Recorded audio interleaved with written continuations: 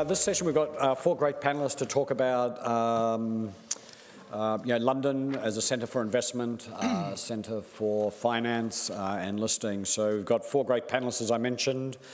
Starting on my right, Charlie Bendon, partner with Tamesis Partners.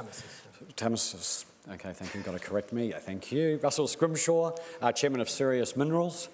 Joining us from Sydney, which is great. We have Tom Attenborough, Head of International Business Development at London Stock Exchange, and Paul Atherley, Managing Director of Berkeley Energia.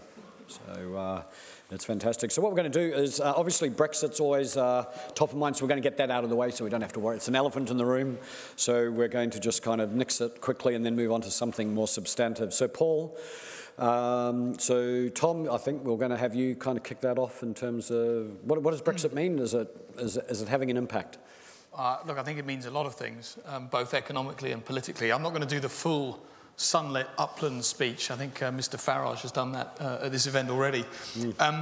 But in all seriousness, I think from our perspective, our business, raising capital on London, nothing has changed. London's always been a hugely international financial centre. If you think back to 300 years ago, what London was about, it was about financing trade, financing early exploration. The longest continuously listed business on the London Exchange, when I first arrived at LSE, I was asked that question. I assumed it was going to be something like Lloyds Bank.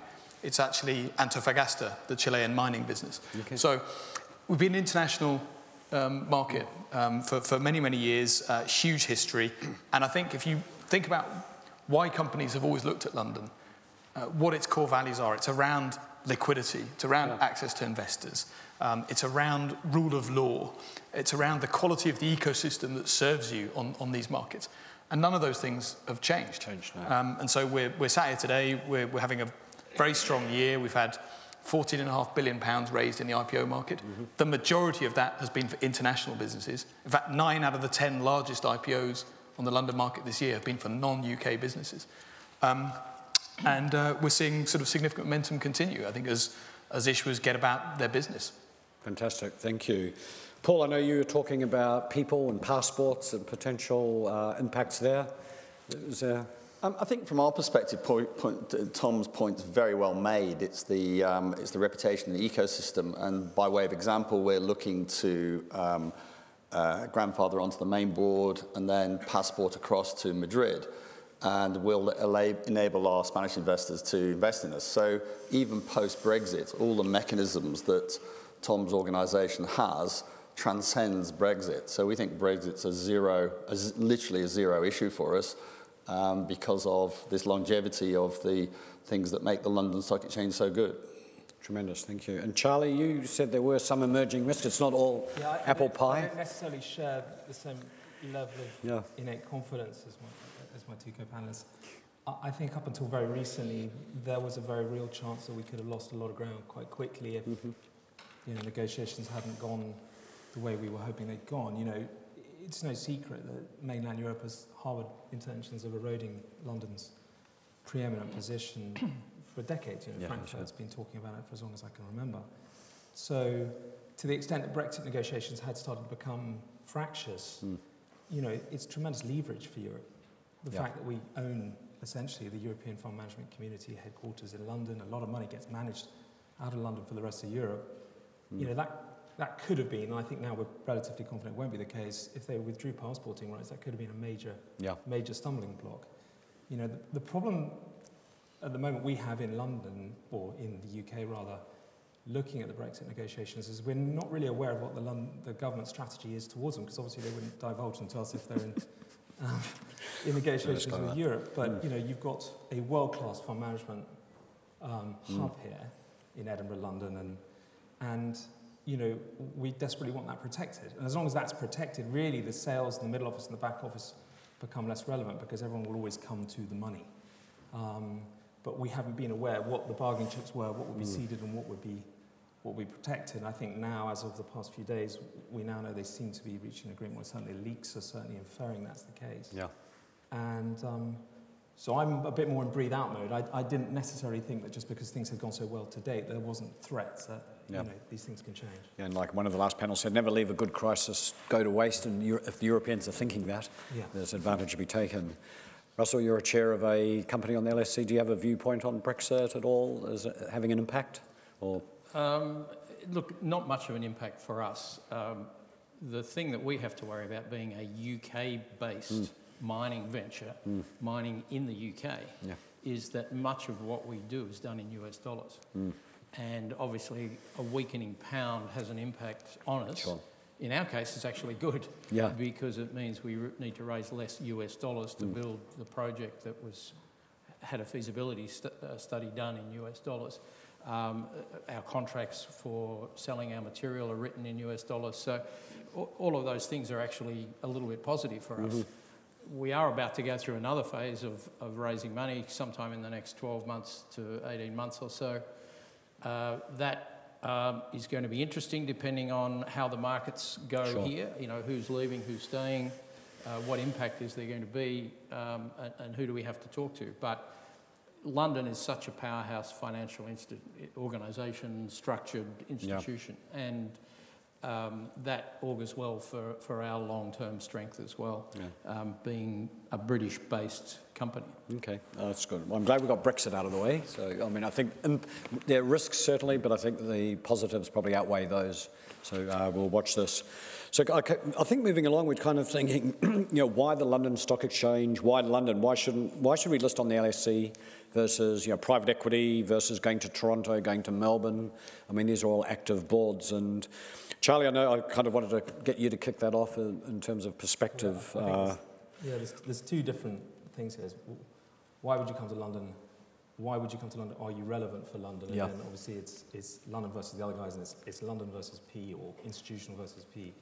I think first and foremost, the institutional community here, the general fund management community in London, has demonstrated that it's incredibly proficient. It's very deep-pocketed, and it's very long-term, and it's able to deploy quite a lot of intellect to getting up the curve in mining stocks. And you know, I would point to pretty good examples that are essentially co-panelists with me here today. You know, both Sirius and Berkeley are not standard, plain vanilla mining development projects. They are slightly nuanced, esoteric, they're incredibly valuable projects, but it did require some education, which I think you'll all agree the general fund management community in London did an incredibly good job getting up the curve on. Now, mining is a long-term business, whether we like it or not, and you really want to match the capital with that. And, you know, I can't talk on behalf of Canada or Australia, but I will say that London institutions are long-term. The guys that have been with Sirius and Berkeley have been there a long time, and they'll be there a long time. If you look at the notifiable interests in these things, they don't move around a lot. They're kind of through thick and thin investors, and I think that should be immensely attractive to international mining companies coming here. What I would also say on top of that, which is relevant, is you kind of want to be relevant to this time zone. You either, you know, you want to be within a shooting distance of when we wake up and when we go to sleep, unless, of course, you've already generated enough traction in a different geography. And then there's other things, like why would you come to London? Well, historically, we haven't really been a great exploration force. You know, we tend to blow very hot when the market's very heated and then disappear and lose faith in, and I don't think we've ever really established critical mass in the exploration division here. If you are either, you can demonstrate a pathway to scale, or you are already developing a scale project of the likes of these guys, especially Sirius, then London buys you, because that long-termism and the scale and the depth of the capital works very well. I think with respect to private equity, it's definitely no longer an either-or thing, and I think all the deals you're seeing, well, not all of them, but a lot of the deals you're seeing at the moment are demonstrating that everyone's getting into the mindset of syndication.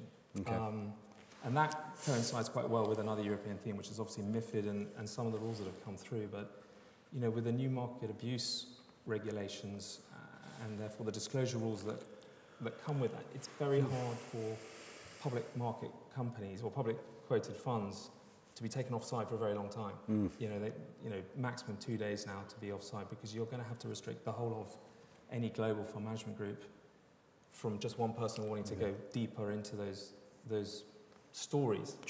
So it really allows a huge gap for private equity to step into the breach and help with, because in theory you can have syndicated deals where private equity have already done a lot of work, they already know it, they've got authority. In this instance, they're putting their own money to work, which I think is immensely credible versus brokers who are just taking fees from, from those situations. And as long as there's an entente, I think those two divisions can work very, very well together. And we've already started to see a little bit of that happen with Orion and those guys doing these types of all-in deals. So I don't think it's an either-or. I think London is specific, in summary, for specific types of companies. Pathway to scale, not exploration. And I think the time zone is relevant. Okay, cool. Thanks for that. Paul, I know you had some perspectives you wanted to offer around this. Well, I think the first thing to note is London's full of people like Charlie who can articulate these incredibly complex stories and bring them to the generalist community, and that's the key. I mean, that's a compliment. Charlie's a genius at turning complex, difficult stories and presenting it to people who really shouldn't be investing in these stories in the first place, but he's very, very good at that. And I think if you said, in our case, if you said, uranium price, I took over the company, took this position 2.5 years ago, uranium price tanked to 12-year lows. Charlie and I went round town for $30 million, and we were massively oversubscribed at a premium to the price. We could have raised 50 or something. So what you have to recognize in London, if you're going to come to London, the Charlies of this world, it's the provenance of the messenger, I think, who knows how to create a story where people are going to make money out of. And I'll throw it at Russell here now, because the best story in town, we actually did that raise the same day that Russell was doing this absolutely stunning raise of $1 billion or something for a potash mine in a national park in Yorkshire. I mean, if you'd have said that 2 years ago, so I'm going to go raise whatever Russell's done at that point in time, you'd say, no way known. But they do it, and that's I think, is the essence of London. Okay, great. Russell, the ball's been thrown to you, mate. What can I say? Fantastic, thank you. National Park, Yorkshire. Yeah, the number was actually 1.3. So that's all, get it right. It wasn't all equity. That was the equity and royalty raise of a larger $3 billion plus raising. So we've still got the debt element to go, but we're building the project. I think one of the beauties of London, though, for us, apart from the fact that we are in the UK and where else would you want to be from a listing perspective, is that AIM was particularly good for us in the early days. Okay. The nomad shepherding process, although it's got some limitations in some ways, was particularly good for us in the first couple of years. And now that we've grown up and we're on the FTSE, in the FTSE 250, but still several years away from revenue, and that's pretty scary. Here we are in the FTSE 250, and we've got a number of years before we see our first revenue.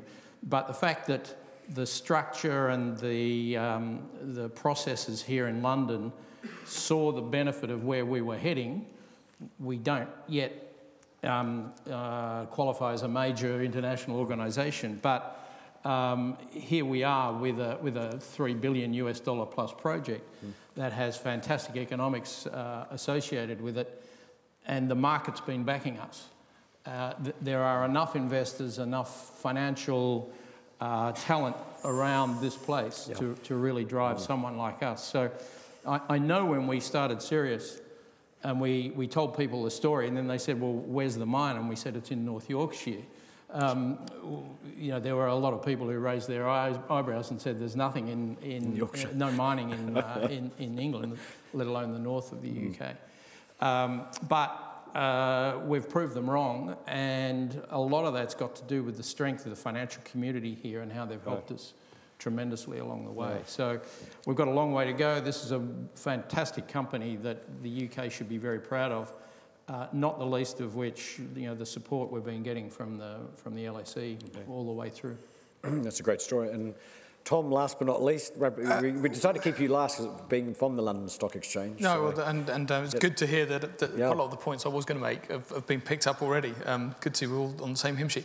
No, I'd say probably three things I wanted to touch on briefly, I think, after those points. I think, firstly, to Charlie's point, I absolutely agree that the sources of capital, I think, are far more complementary than they are competitive.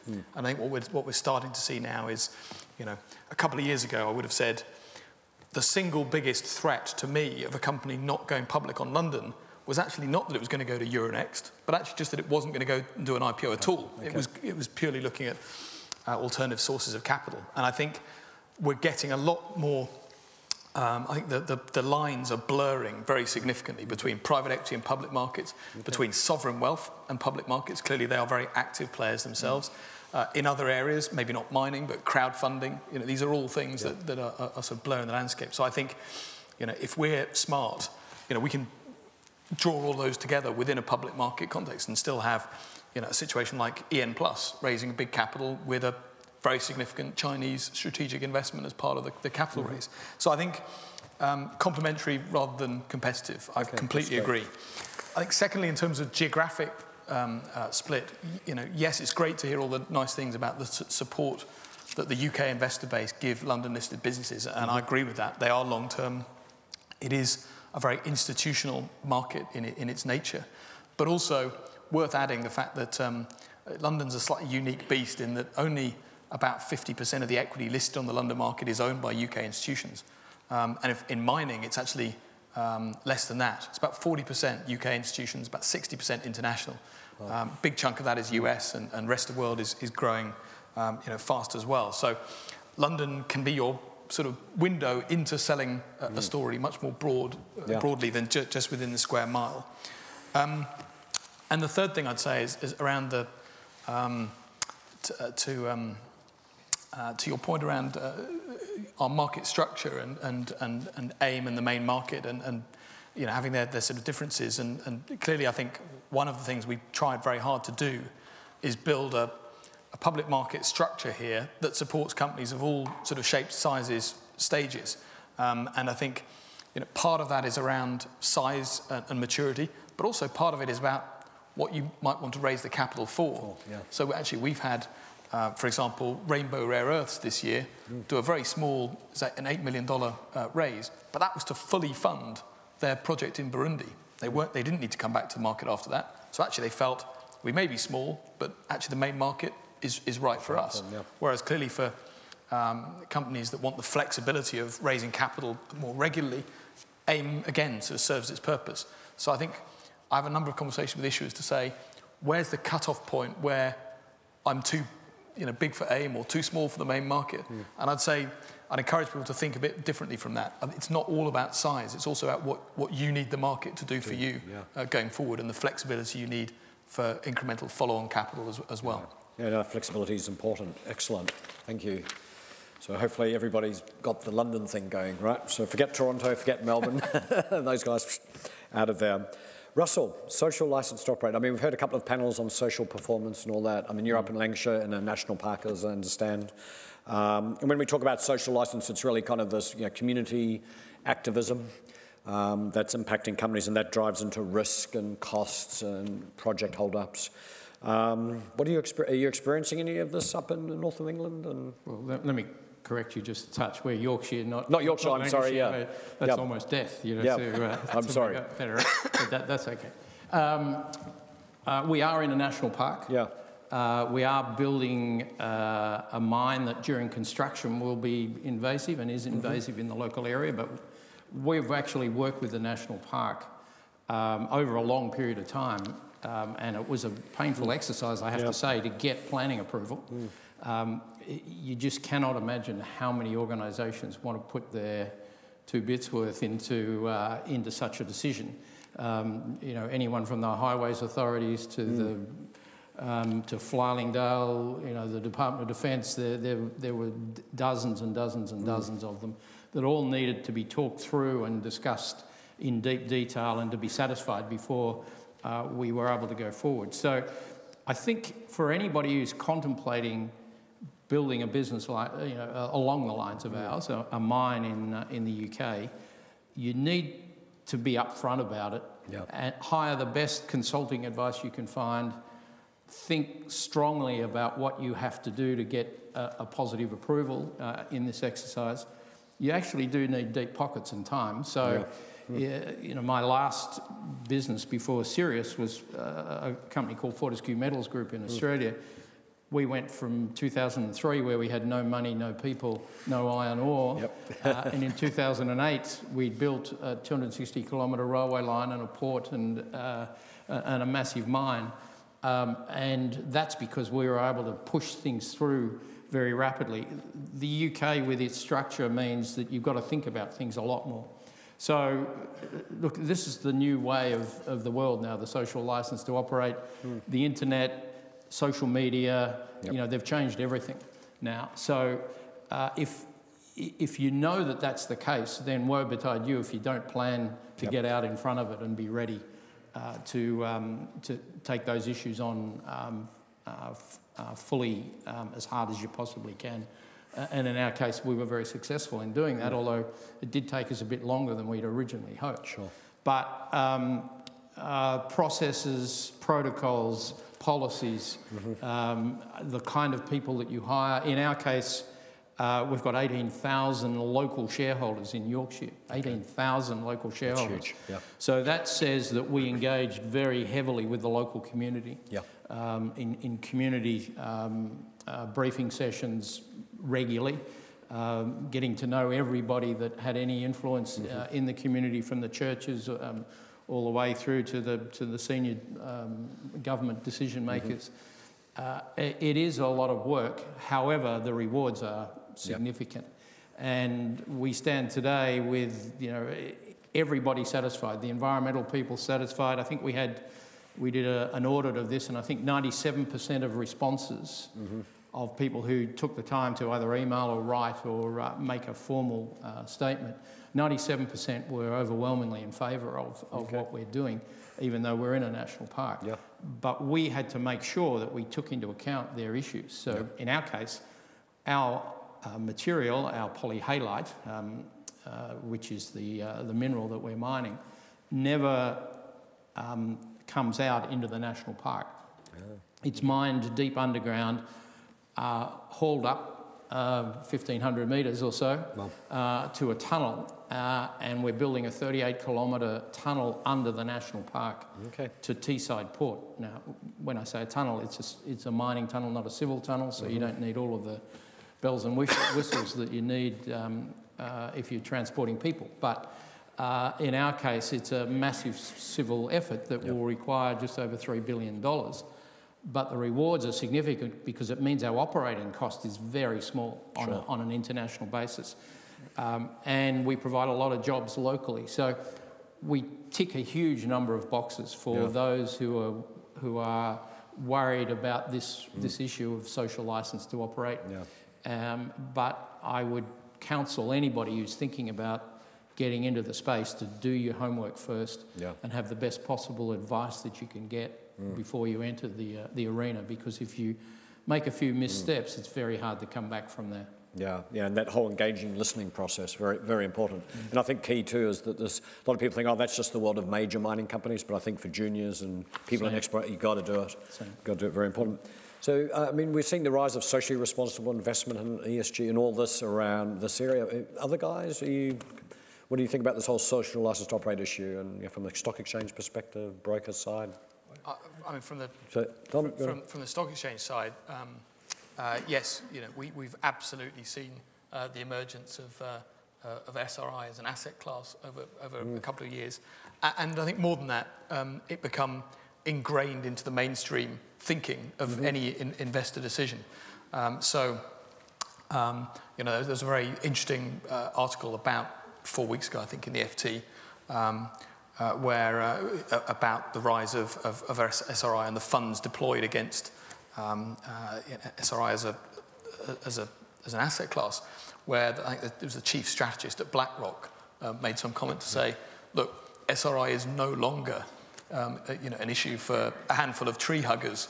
You know, it actually runs through every single decision that's made across every one of our investment committees, which I thought was interesting. BlackRock, one of the biggest investors in the world, articulating that. So it's very much in the mainstream. You know, not just specific pockets of capital that very important. Yeah.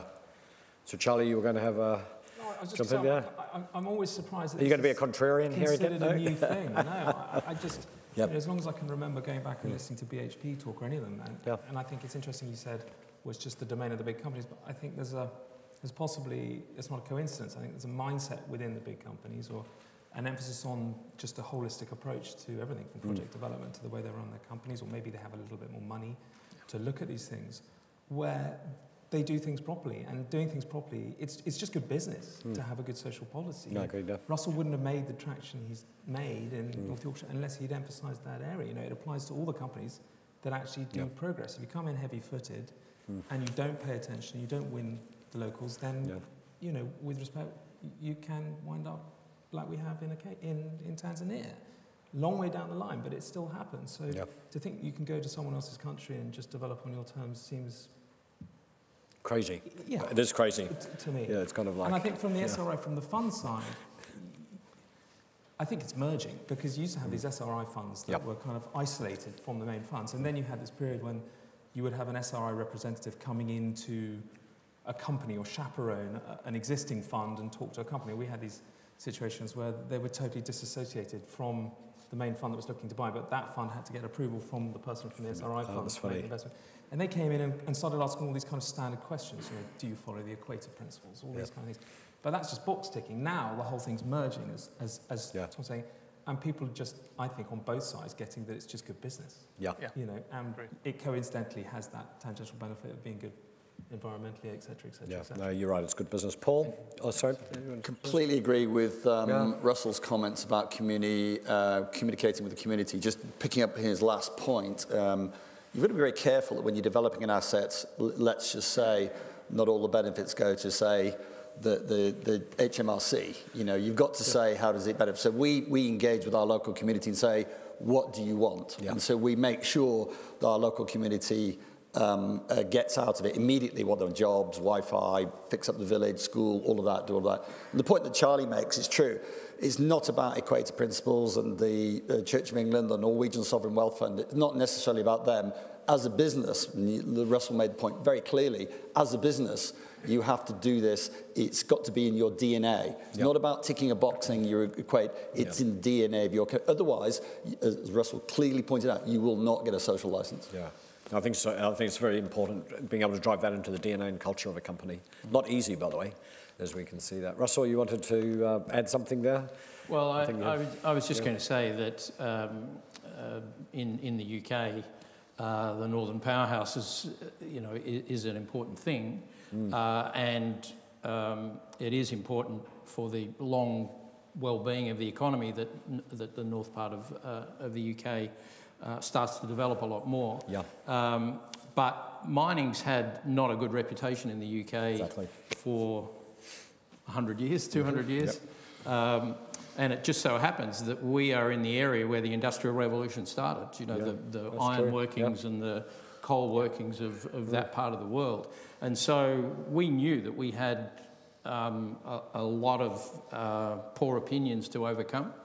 And I think to the point that was just made, you need to analyse the market you're in and understand what's critical for you to go forward. And in our case, it is in our DNA that we've done everything we possibly can, knowing we're in a national park. That's a miracle in its own right, because in some ways it's counter to the reason a lot of people in the national park have gotten their jobs working for the national park. But it so happens that we've found a material that arguably reduces carbon in the world, because it's a natural organic fertiliser that grows things more rapidly. So, you know, you need to find where your strengths are and work to those with everybody that's got an interest. In our case, we're going to be paying quite a lot of money to the national park to help them going forward based on our success. And that will be terrific for the economy of the area, let alone the jobs and purchasing power that we have in that region as well. So, look, it is, I think, as Charlie said, it's an all-encompassing thing now. It is the way companies have to work, whether you're a mining company or a large bank. You have to think about these things in order to structure your business the right way for tomorrow's world. And still make good, and it's a way to make good returns and make money at the same time. I think it's good. As the clock's running down, any last final remarks from anybody? Any hostilities, comments about London? Why we should do here? Maybe Tom, you want to kind of do a last hurrah for London Stock Exchange, since that was the. Look, we're big fan of the sector. There's 170 odd mining companies, across the London market. It's about 15% of the world's market cap in the sector. Okay. It obviously goes from the very large to the very small. So we think, we hope that we can support those looking to raise capital, and very happy to catch up with anyone who wants to take that further. Thanks, Tom. Well, thanks, guys. I think it's been a great discussion. I think we've highlighted why London still has a lot of strength, a lot of legs, and I think it's been a good discussion beyond that about mining in general and what makes for good business. So please join me in thanking our panelists. It's been a great discussion, guys. Thanks. Thank you. Thank you very much.